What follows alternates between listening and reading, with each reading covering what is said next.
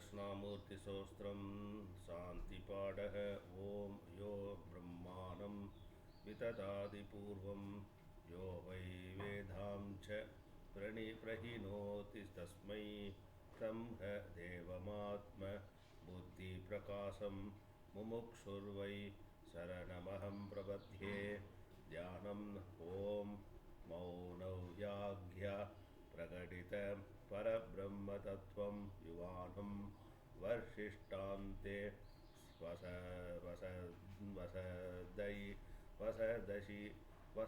वसदृशि गणैरावृतं ब्रह्मनिष्ठैः आचार्येन्द्रं करकलित चिन्मुद्रमानन्तमूर्तिं स्वात्मारामं मुदितवदनं दक्षिणामूर्तिमीडे वडविड विषमीबे भूमिभागे निषन्नं सकलमुनिजनानां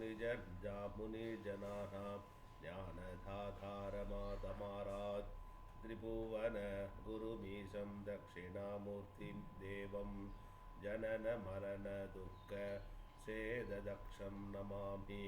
चित्रं वटत रोर्मूढे वृद्धां शिष्या गुरुर्युवा गुरोस्तु मैनं मौनं व्याज्ञानं शिष्यादुच्छिन्नसंशयाः हृदये सर्वविद्यानां विसजे भवरोगिणां गुरवे सर्वलोकानां दक्षिणामूर्तये नमः। ॐ नमः प्रणवार्धाय शुद्धज्ञानैकमूर्तये निर्मलाय प्रशान्ताय दक्षिणामूर्तये नमः। चित्तनाय महेशाय वडमूलनिवासिने सच्चिदानन्दरूपाय दक्षिणामूर्तये नमः। ईश्वरो गुरुरात्मेति मूर्तिभेदविभागिने व्योमवौह्याद्यव्याप्तदेहाय दक्षिणामूर्तये नमः। अङ्गुष्ठतर्जनी योगमुद्रां व्याजेन योगिनां नृत्यर्थं ब्रह्मजीवैक्यं दर्शयन् योगता शिवः। ॐ शान्ति शान्ति शान्तिः।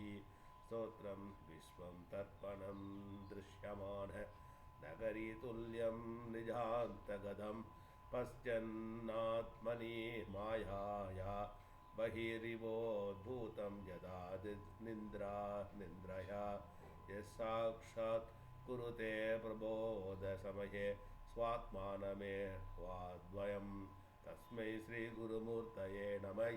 इदं श्री दक्षिणामूर्तये बीजस्यान्तरे वाङ्गुरो जगदिदं प्राज्ञैर्विकल्पं पुनः मायाकल्पितदेशकालकलना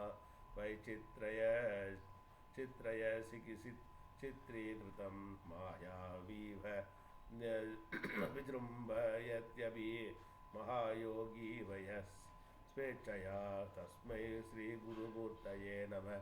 इदं श्रीदक्षिणामूर्तये यस्यैव स्फुरणं सदात्मकमसत्कल्पार्थकं भासते साक्षात्तत्त्वमसीति निवेदवचसा यो बोधयत्याश्रितान् यश्चाक्षात्करणात् भवेन्न पुनरावृत्तिर्भवात् भोनितो तस्मै श्रीगुरुमूर्तये नमः। इदं श्रीदक्षिणामूर्तये नानाचित्रगडोदरस्थितमहादीप प्रभाभास्वरं ज्ञानं यस्य तु सदूराधिकरण द्वारा बहिः स्पन्दते जानामीति तमेव भान्तमनुभाद्येतत् समस्तं जगत् तस्मै श्रीगुरुमूर्तये नमः। इदं श्री दक्षिणामूर्तये देहं प्राणमवीन्द्रियाण्यपि